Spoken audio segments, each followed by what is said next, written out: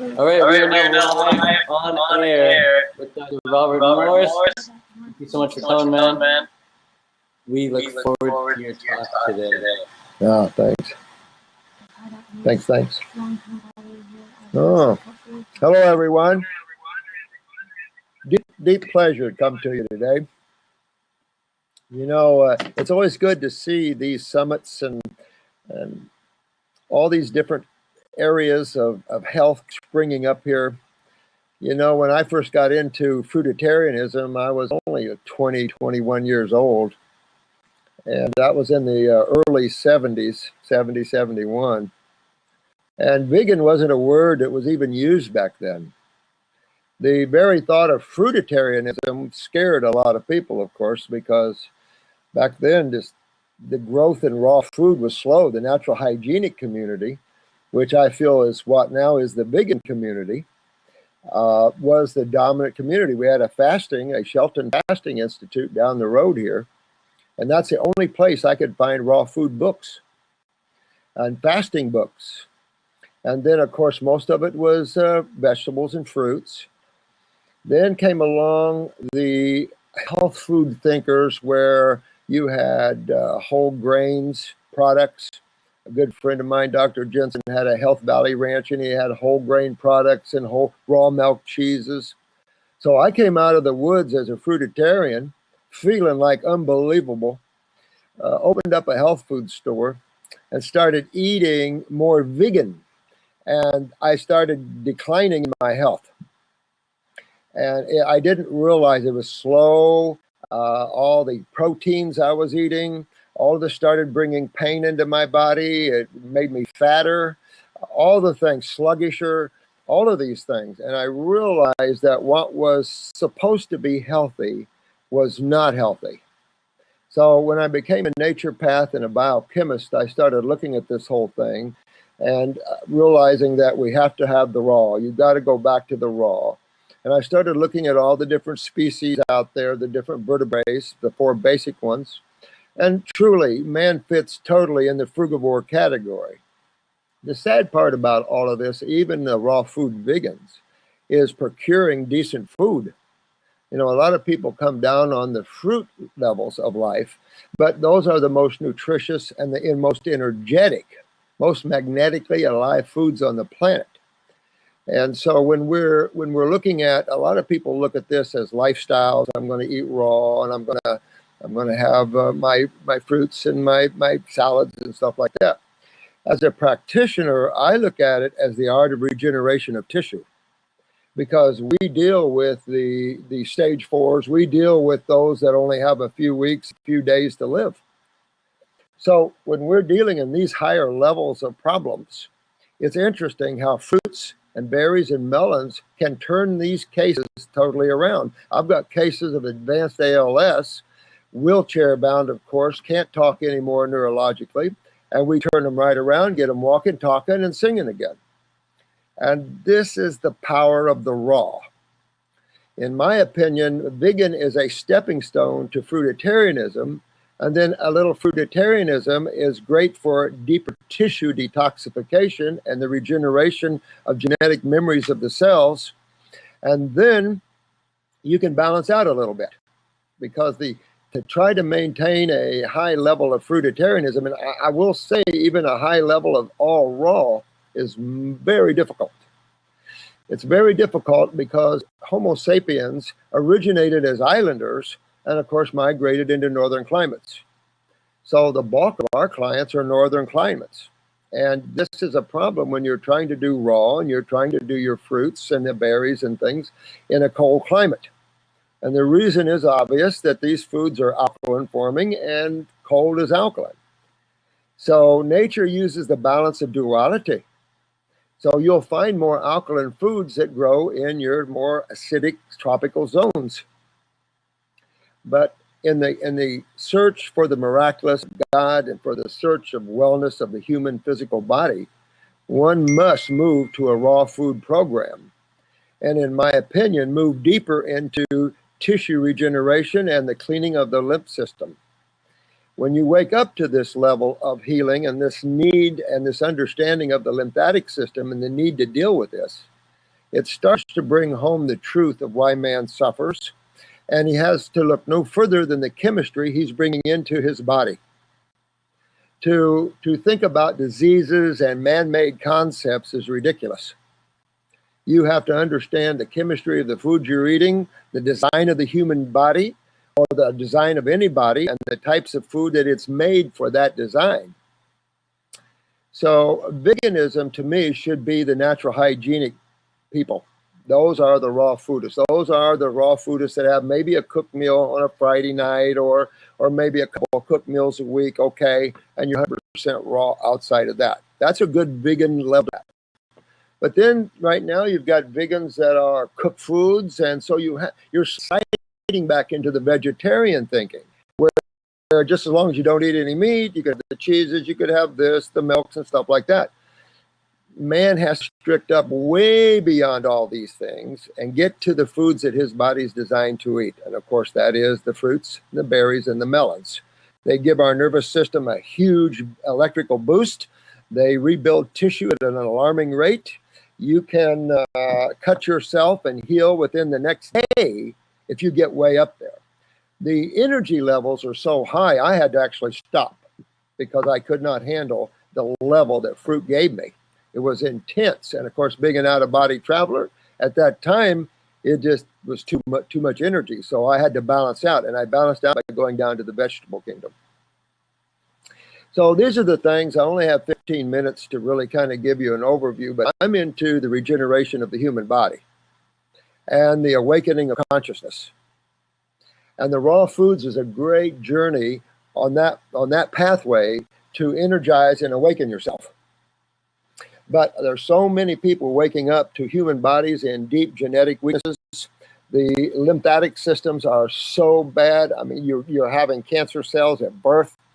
So not only are the lymph systems impacted and stagnant, the kidneys don't filter in people, the nervous systems, the myelin sheaths are down, a little shot of thimerosal, and boom, they're into ADD or ADHD or into seizures. So we are faced with a ton of situations like this that needs deeper awareness in how you take a human body through the process of detoxification and regeneration. Because we not only have to clean the acid buildup out of the body, we must regenerate the genetic memories of these cells. And when you're hooking to living foods, you're hooking to living consciousness, and it will enhance the consciousness of the cells themselves. A lot of people don't think of the magnetic energy, the consciousness, the awareness of the plants and the fruits and the berries and things. And that plays a major role. We look more from the physical world, from the chemical aspects of foods, but these foods have awareness to them. They all come packing with consciousness. They all come packing with memories. They all come packing with the mind. So all your foods that you're consuming have bodies on the same level as you do. And they will impact your etheric bodies as they impact your physical body. So it's a cool thing to dig deeper into the world of consciousness and energy and health. It's always worth the journey. But the journey is always made with ups and downs. You have healing crises, you have excessive thinness, you have all kinds of things that you can go through. And you will go through these. You will go through in reverse order how you created them or your family tree created them. And so when you start on these programs, even just eating raw, you just start eating raw foods and you can't stop your body from fixing itself. It loves energy, it loves consciousness, it's part of that. So when you consume it at a higher level, without mutating it from cooking and processing, you're enhancing your cells and your body way out there. And in the time, as time moves on, the regeneration process takes place. And of course, our main focus is the children because higher souls are being brought in right now. And they're coming into these inferior bodies that have the adrenals way down, the kidneys aren't filtering, the lymph systems are backed up, the nervous systems are down. Balding in the teenage years. I mean, there's serious health problems. And so I think more as a practitioner as opposed to someone just eating a vegan diet. So, Do you recommend eating fats at all? once in a while, the problem with fats, think about this. We found an old chart Back in the 1900s, it shows a duct from the small bowel up to the liver. And this is a fatty acid duct, because fatty acids can't be absorbed into the blood. You compromise the blood viscosity, right? So you have to absorb it into the lymphatic capillaries. Well, our last class about 2 years ago, I had about 4 MDs in there, and one MD looked at me and said, we've never seen that. We never knew that. So there's a lot that's unknown about the human body. But when you have kidney weakness and you're not filtering, and the best way of a lot of you are knowing this is pee in a jar. If it's clear, you're in trouble. You're is a sewer, and that is sewage of metabolic waste, not digestive waste, metabolic waste. And these are acids, and they must be eliminated. If your urine is clear, medical doctor, that's perfect. To us, you're in deep doo-doo. And so when you start filtering, your urine becomes cloudy, full of sediment. Matter of fact, they just killed a client of ours in the hospital because his urine had sediment in it, and they were giving him tons of antibiotics, so they thought he had an infection. So you have to smarten up and be really awake in today's world to maneuver yourself through these ups and downs of the wellness of the human body. And so I'm definitely in favor of lipids, but you get fatty acids in most every food. The problem we're seeing is malabsorption and the inability to utilize these fatty acids. That's more the problem. Same thing with excessive thinness. We have so much lymphatic stagnation, and this is interstitial, meaning around your cells, right? So that includes interstitial intestinal, meaning you're not absorbing well through those interstitial spaces into the vascular or lymphatic capillaries. And that is a big problem. So when you're going to fix this, you have to hydrate, astringe, and get your kidneys filtering. And it just takes a while. In that process, you can even get thinner. And you can pile the lipids on, but they're only antacids.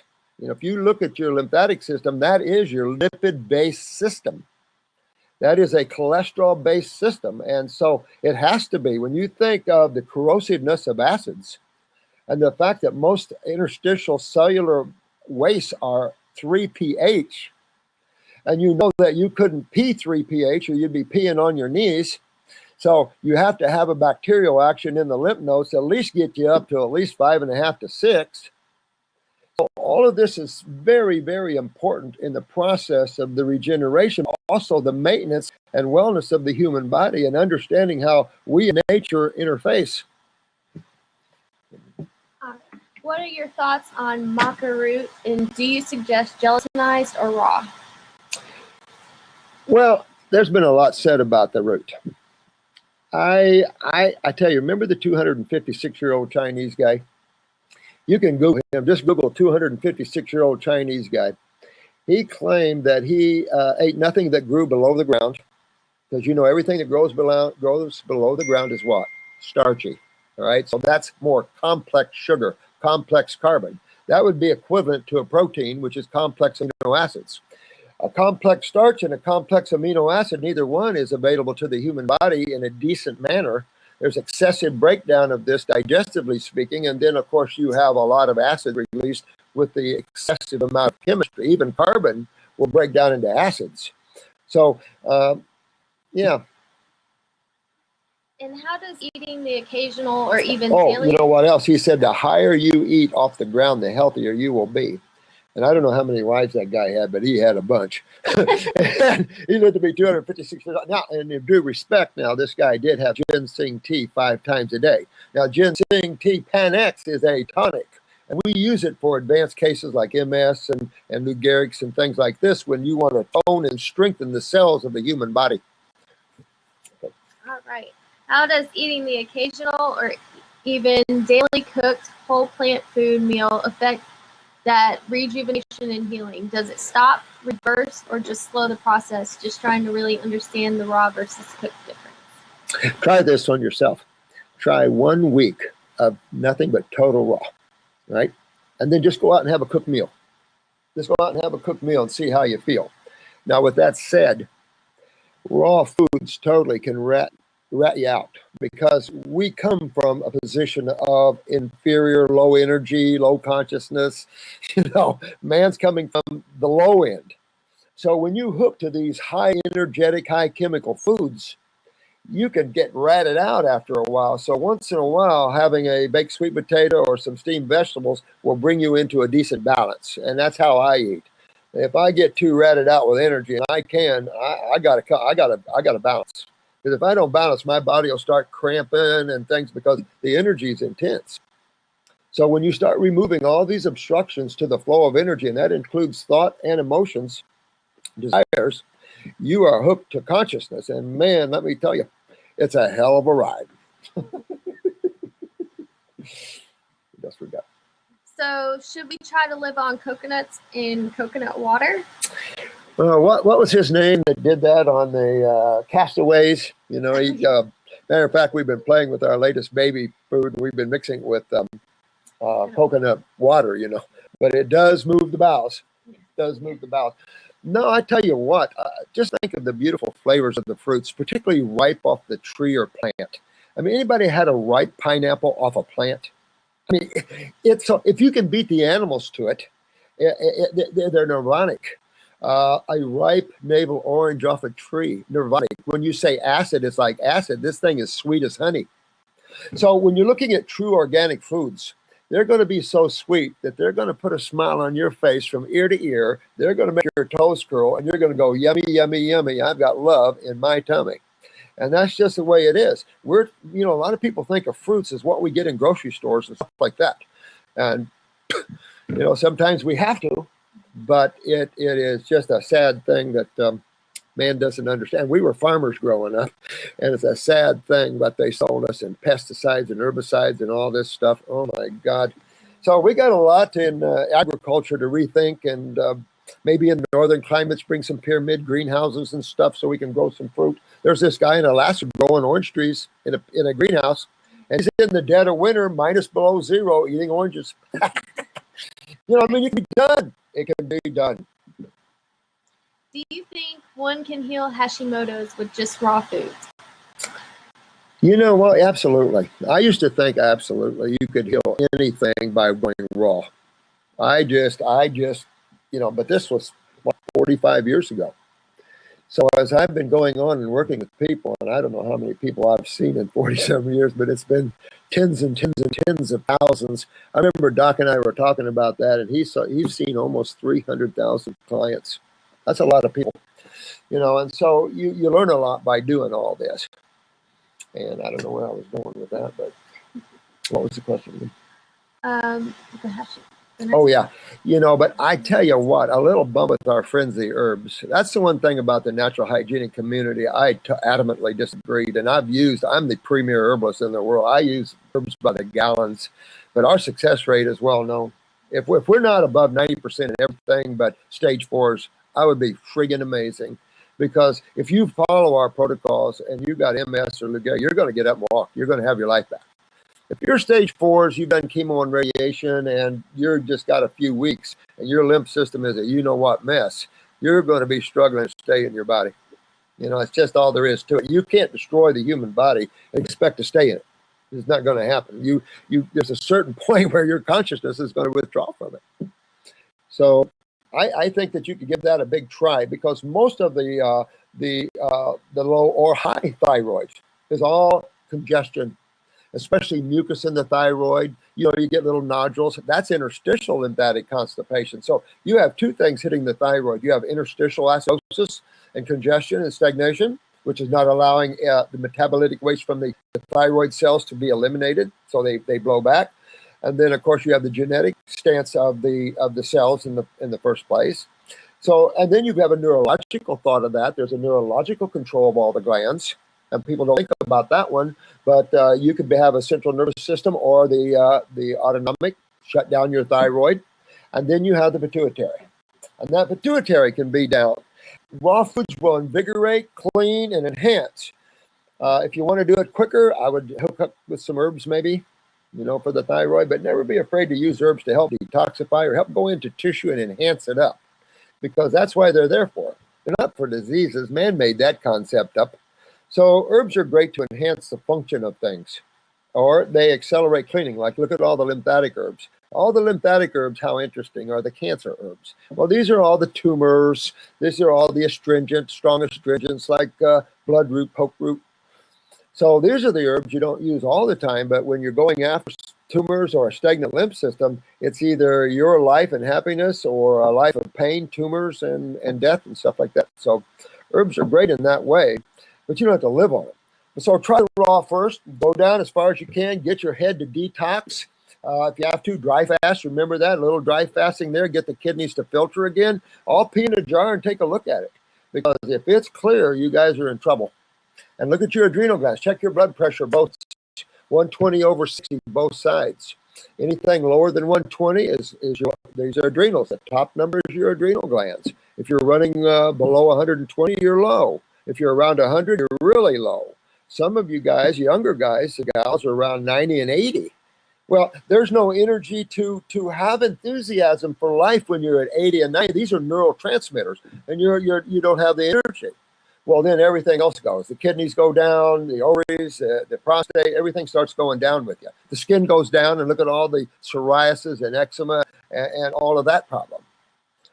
So, I just transitioned to vegan and want to eventually make the switch to raw. Even now with cooked foods, I find that I'm hungry all the time, and the only foods that keep me full for a while are rice, oatmeal, and pasta.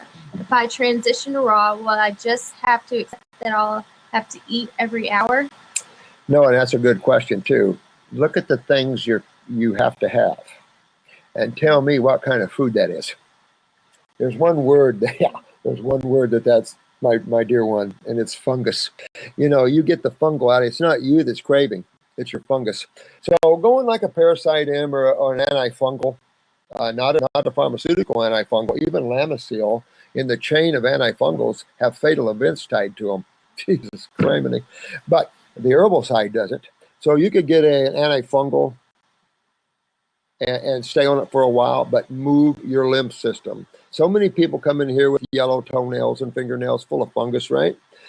You've got to move your lymph system. You can't just do a kill with just herbs. Your lymph system is your sewer system. That's where you breed. That's where you ferment and putrefy. And this is where you're going to have your microbes. And justly, rightly so. You can't kill them, and nor do you want to. That's a medical doctor stupidity. So I think I would deworm myself and defungal myself, my dear one, and I think you'll find that craving. Because when I got my fungus out, I didn't crave that anymore. Bread, stuff like that, no more. But before, I got to have the cheese and all this kind of stuff. And that's all fungal food. So if you get that out of your body, I think you'll find you'll be happier with that, and that you'll register. Now, there's another point to this. If you're malabsorbed, now when you have a lot of fungus in your body, generally you can count on an adrenal gland weakness. You're having sugar metabolism problems, you're having too much starch, and therefore you're going to invite community into your body, because that is the community that ferments carbon. Breaks down carbon. You got the microbes for different things. You got bacteria for iron and steel. You got bacteria for fruits and veggies. You got bacteria for dead animal meat. You got bacteria for everything. So the same thing with fungus and all the other microbials in the world. And they're helping us process. And during that process, we get vitamins out of this. The problem is overgrowth. And so you have to detoxify this fungus out of you, but your lymph system is key. Fix your adrenal glands so you metabolize sugars properly, and get yourself balanced out, and you'll be better that way, to be honest with you. What was the name of the man who said the thing about eating food high from the ground?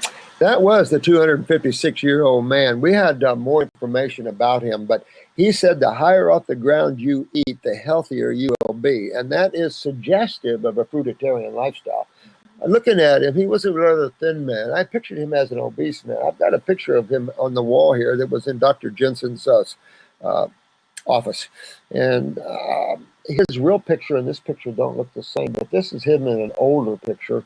A younger picture, he looked thin and quite healthy. So I don't know. It'd be interesting to research that out. But a tonic, that's these tonics. And on a raw food diet and using some tonics, holy crap. But do you want to stay on this rock forever? I mean, that's the point. I mean, you should pass 100 years on this rock easy. That should be a given.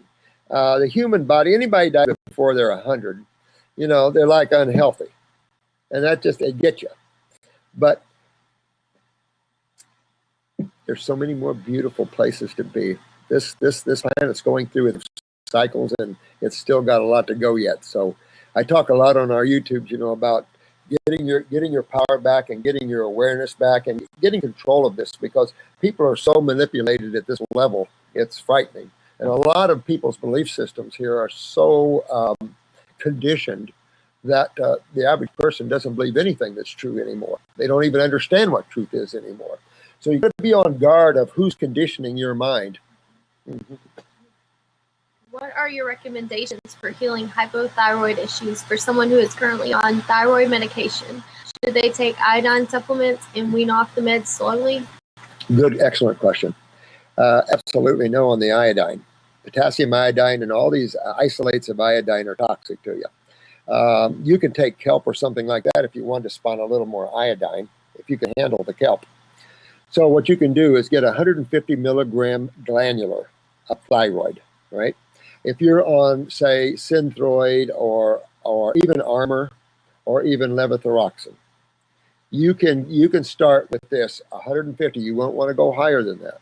And you can take this 150 milligram glandular thyroid, which is just raw thyroid tissue, right? And you can take one in the morning and one in the evening. At the same time, I personally would titrate. I would go every other day with my Armor or with my Synthroid or whatever. And I would work with that. If you notice a little tachycardia, a little excitement, cut off on your synthetic T3 or T4, whichever you're on. And so keep going with the natural side of this. If you find that after a short period of time, you're off of your synthetic stuff, or even Armor, which is natural, start weaning off your, getting off of your glandular. At the same time, you're cleaning. You're getting the lymph moving, the blood flowing. You're starting to enhance the consciousness of the cells by the very foods that you're eating. You're also cleaning away the mucus and congestion that's around these tissues. And then they'll start enhancing. Now, you got to remember there could be a pituitary issue to this. And it's just too much to talk about here. You have to go to our videos where we try to get into teaching you how to understand through height and women with menses and stuff, how to identify the pituitary. Because you've got to know, if you have a pituitary, you got to address it. And now that's your TSH. So you have to kind of look at, make sure it's not a pituitary problem sitting down on a thyroid problem. And that's where your eyes have the secrets to tell you which it is. And of course, you do have symptomology with the pituitary down as well. So you want to look at that. And you also want to look at the parathyroid at the same time, because your parathyroids are your skeletal system, your connective tissue. It's how you flip your skin. Or not. Yeah. Do you think it's all right to be eating 1 to 2 pounds of fresh ginger each day in my smoothie? Holy moly. What benefits will I find from eating so much raw ginger? Are there any dangers for eating so much ginger? Yeah, that's too much stimulation. Too much stimulation. You know, you don't have to stimulate anything. And of course, ginger, really, it's hot. So that's way too much for I'm concerned. Because you got to realize the more raw you do, the more you move away from the coarser foods into the finer foods, your mucosa gets so sensitive that even cayenne pepper, you know, the organic cayenne pepper is what we use in some of our formulas. Its heat units is only around 20, 25,000. You know, Richard Schultz is way up there playing at the 90s and 100s. You overstimulate the mucosa, it gets hardened on you, and then it doesn't respond like it should. That's not the answer either. You can't overstimulate things to make them function either. That's not smart either, because when you become acidic, things dry out, and they call that a cationic environment. Well, that is a dehydrated environment, and you can't just put in peppers and try to stimulate this. You need to bring in the other side of chemistry. That's ionization. Bring in the base side of chemistry, which starts the ionization situation. That's your smarter way. And use a little bit of ginger or something just to move that through, especially if you're taking herbs. Using a little ginger will push that thing right through the body pretty quick. But I wouldn't overdo it myself. I'll be honest with you. I'm an herbalist, been an herbalist for all my life, really, but I'm also cautionary about some things. But I wouldn't overdo those things. You know, keep it simple, keep your life simple, and don't get too tied up in the health of it, unless it's your passion. If you're one that has a lot of major genetic weaknesses, make this your passion. But if you get lost too much in it, then you get narcissistic in it. See, and then you start judging others and things like this, and you don't want to do that. I did that. I didn't realize I was doing that. I was so excited. I found life. I found the fountain of youth, and no one cared. But you know what? That's okay. And that's true what you're going to find too, you guys, when you start talking to your friends. Sometimes they're just going to go, oh, yeah, right. Yep. Well, that's okay. You know, Johnny Appleseed, drop a little bit of thing, turn around and walk off. One day it'll sprout in them, you know. Is metabolic damage caused by long-term calorie restriction real? Is what? Is metabolic damage caused by long-term calorie restriction real? No, heck no. Heck no. Matter of fact, the latest research is showing the less calories, the better. And we're always on the cutting edge of research. We are always looking at science here as much as we can. Let's talk about metabolic damage. If you're using that word, so if we're going to use that word metabolic damage, let's look at what damages, okay? Because you only have two sides of chemistry. So it's a no-brainer. You have two sides of chemistry. Now, at each end of this chemistry, you're at a 0 pH, and they actually have found negative pHs out there. I don't know how. They supposedly have found negative 60-some pH, which nothing can hold it. So I don't know how they, I don't know. I don't know where they come up with that. And then you got your 14, which is extreme alkaline, and that'll burn you. But as we move closer to the middle of 7, the acid side is still very corrosive. So look at metabolic waste. Most metabolic waste, look at the Krebs cycle, look at all the different cycles. They're always spinning off different forms of acids at different levels, because acids is what everything breaks down to anyway, because what are we going for? We're going back to the atomic structure. We need the atoms again. This is a Lego world, finished creation. So we need atoms. So we have to have something break what's not being used down to atoms, because some woman want to have a baby over there, a tree wants to grow over there, I want to have a fruit tree over there. I need atoms. I can't just go to the drugstore or somewhere and ask for atoms. No. It's a finished creation. So someone has to give up their atoms. So you always have birth, life, and death cycled here on this planet. And so you have to understand that acids is that side of chemistry that gets it there. So everything breaks down into acids, corrosiveness. So metabolic waste are 3 pH. That's Coca-Cola. Well, actually, Coke is a little hotter. Coke's about 2.9. Gatorade is hotter than that. Gatorade is a 2.68 or something like that. Came out of Minnesota School of Dentistry. It's like, what? Everybody's taking Gatorade to hydrate, and it's highly acidic. It's more acidic than Coke and Pepsi and Dr. Pepper and all that. Actually, Pepsi has a pH of about 3. So hold Coke in your mouth just for a few minutes if you can, and feel the burn. Especially if you didn't have a mucosic response to that, trying to stop that, it'll just burn your mouth. And that's what metabolic wastes are doing to people that do not get them to the lymph nodes. When your lymph nodes are swollen and you can't pull these wastes to the lymph nodes where the bacteria is to break them down to at least 6, you're in trouble.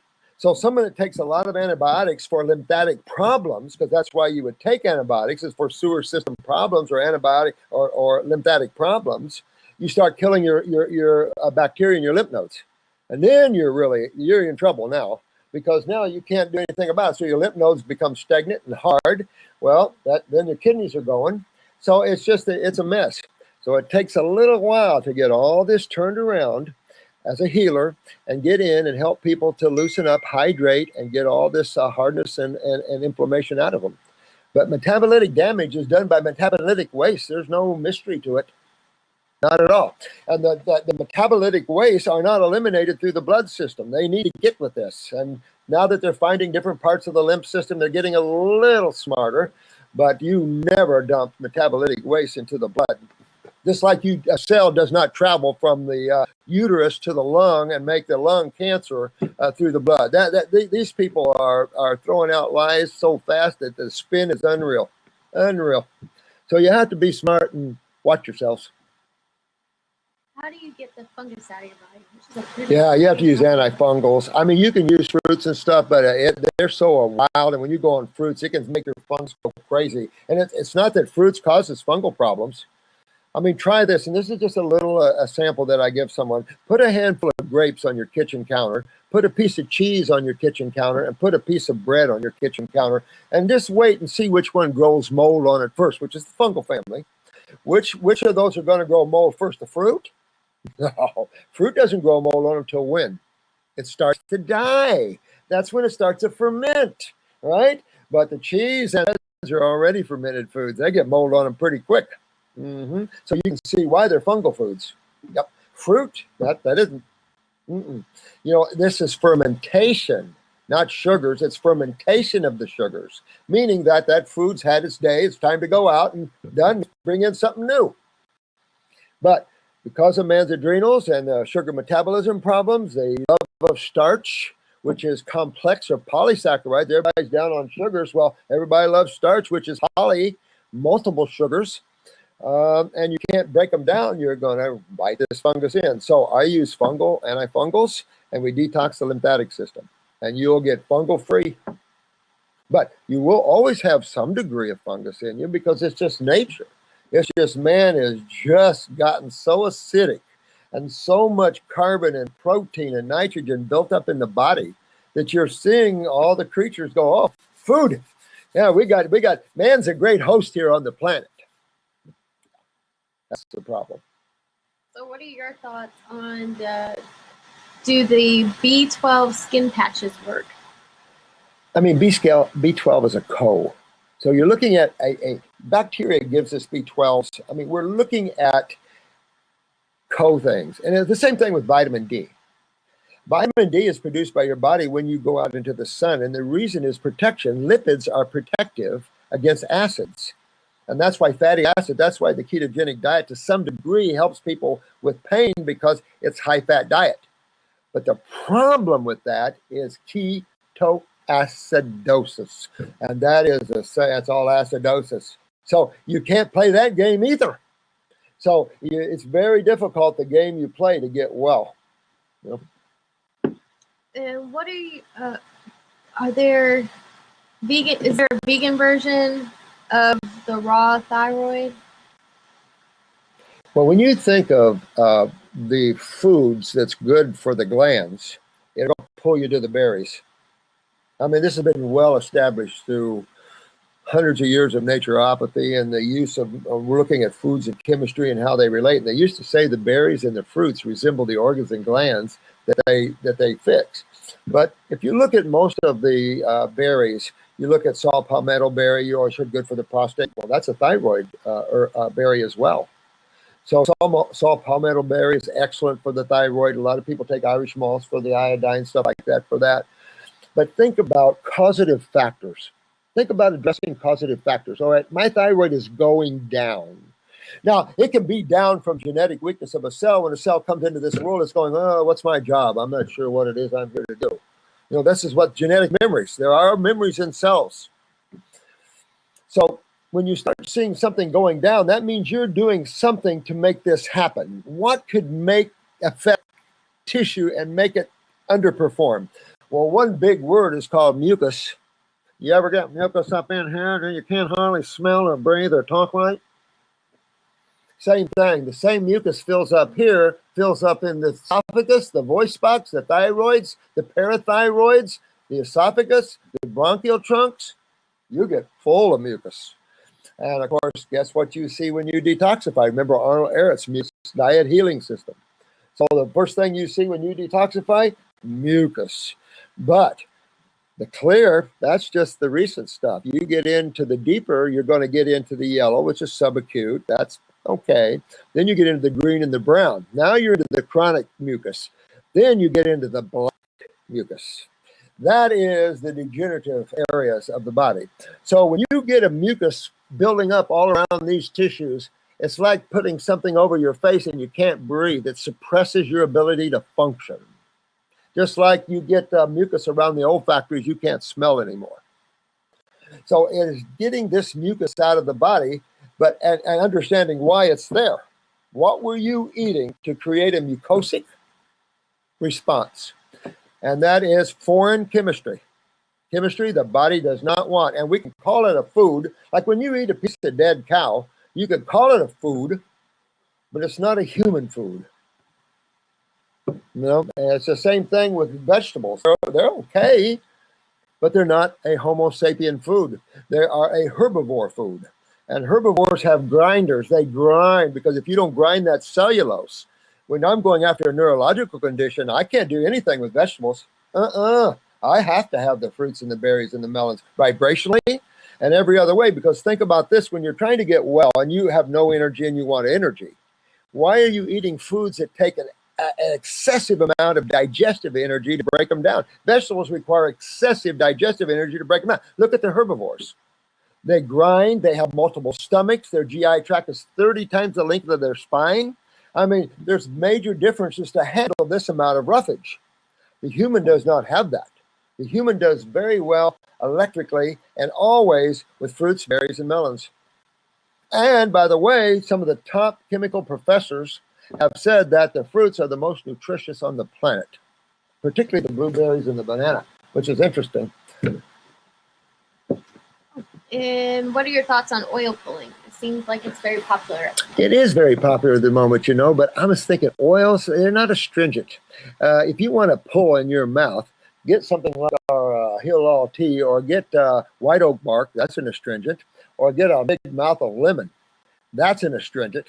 I'll give you an example. Let's say your shower door was full of mineral deposits, right? And you wanted to clean it off, but you couldn't see through it anymore, right?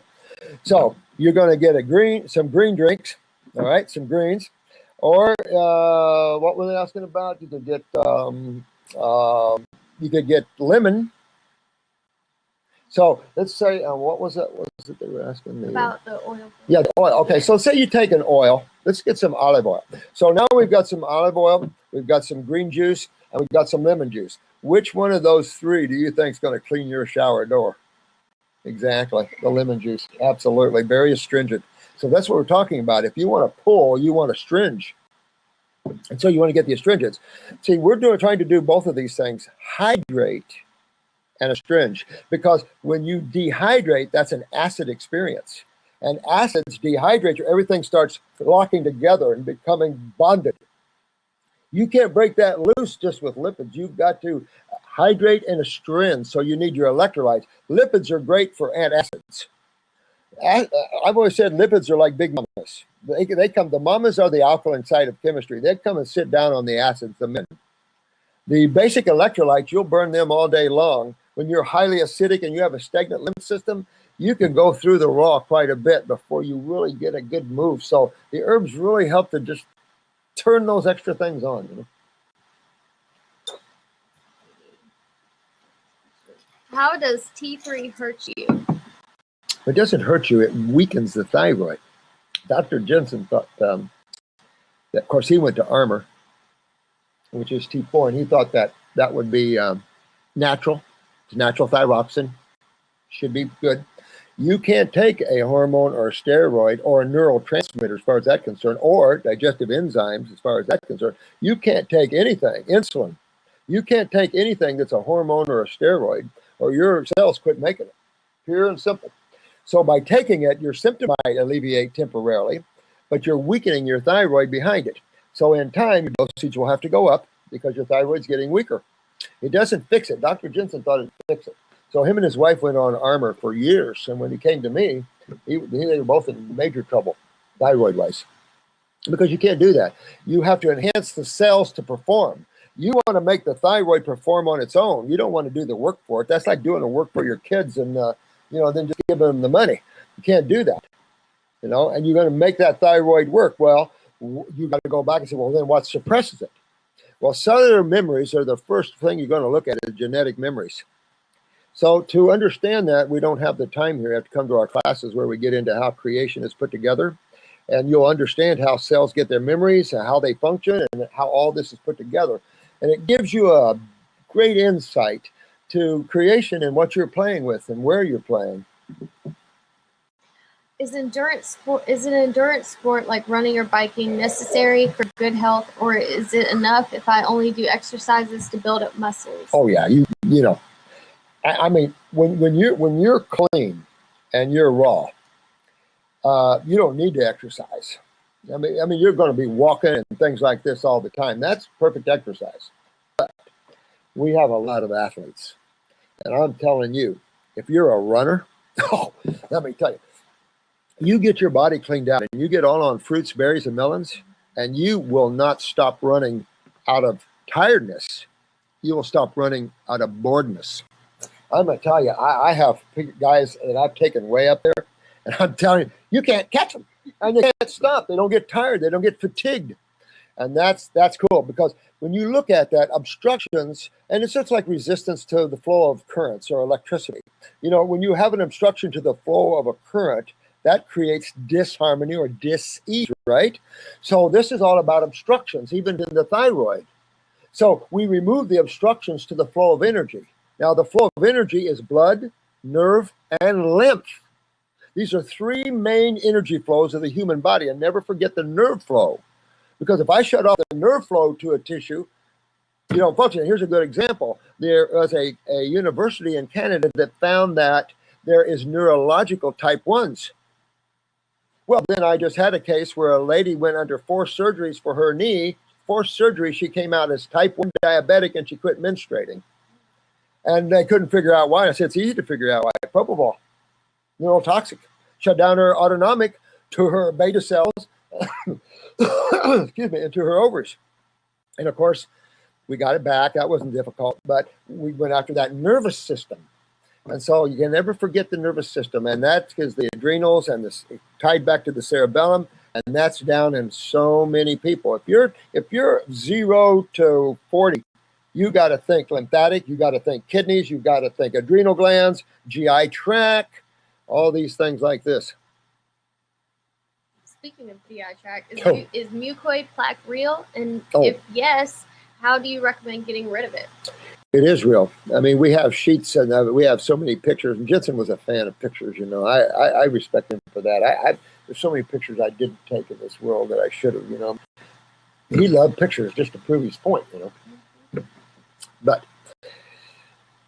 mucoid plaque builds up with starch, no question about it. Starch is glue. I mean, I had art class, of course, and we made paper mache with white flour paste, right? Well, when I was in Portugal, one of the guys said, well, you know, we've actually laid cobblestone streets with white flour paste. I had a man from Jamaica that built shoes, and he said, I put soles on shoes with white flour paste. And was talking about in China, the fans, the beautiful fans that they make, they put them together with white flour paste. It is hard as a rock. You ever make a paper mache thing and throw it against a drywall, make a hole in it? Oh, yeah. So this stuff can plaque. But, you know, think of all of this, how this is, because this is also in an acidic environment creates plaquing. And that's true with amyloid. They call it amyloid plaque when it's Alzheimer's. But it doesn't matter. It's still a protein and a mucus plaque. And it's along the wall, and it'll continue to inflame and irritate the mucosa. And we see tons of it in pictures here, tons of it of people getting them out. Amazing stuff. But you want to get it out all through you.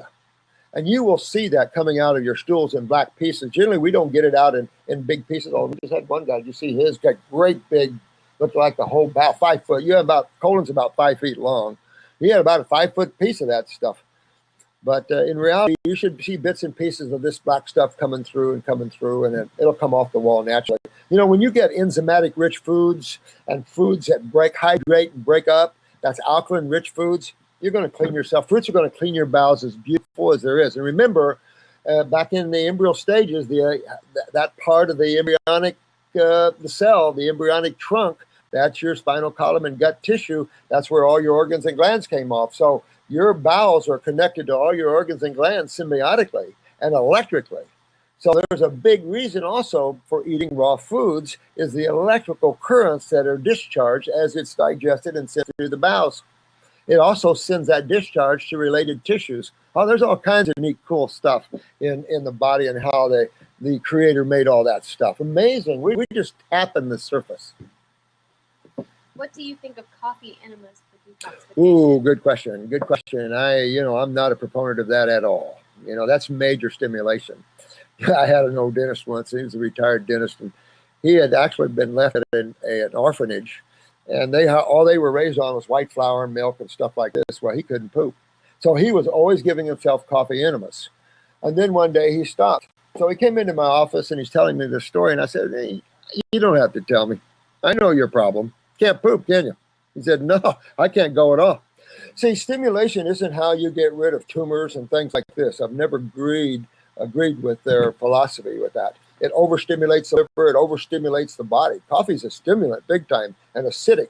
So I disagree with that totally. We cure so much, you guys can't believe that. And it's just that we don't use stimulants like this. I want cellular dynamic energy. I don't want to stimulate a cell. Hey, get yourself going. No, go, baby, go. And that's what we're looking for, is cell power. And how you get it is clean that cell and enhance its memory banks. And you can do that because the very food you're consuming has consciousness.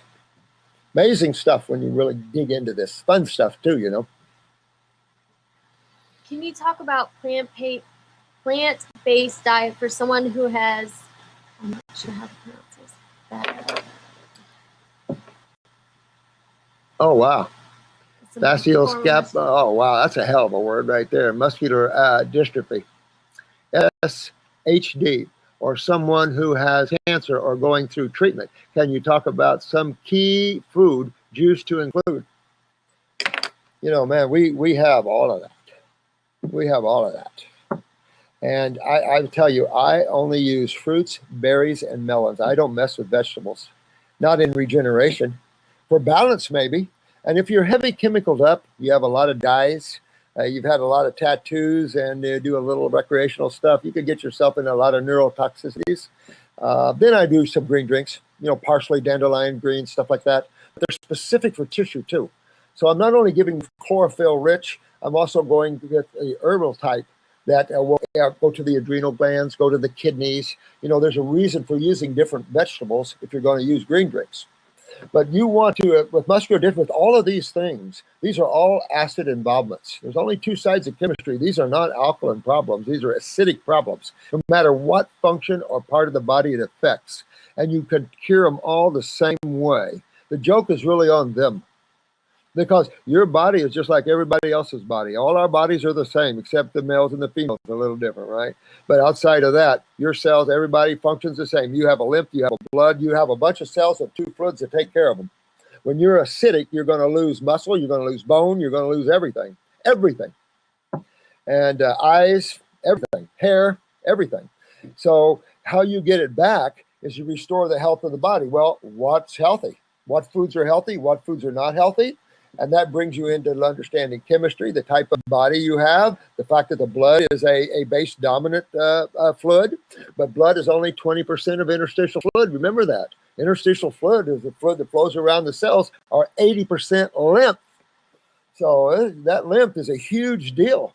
It's not only your immune system, it's your sewer system, it's your lipid carrier system, it's your synovial fluids in your knees, your eye fluids, it's your protection. It's a huge thing.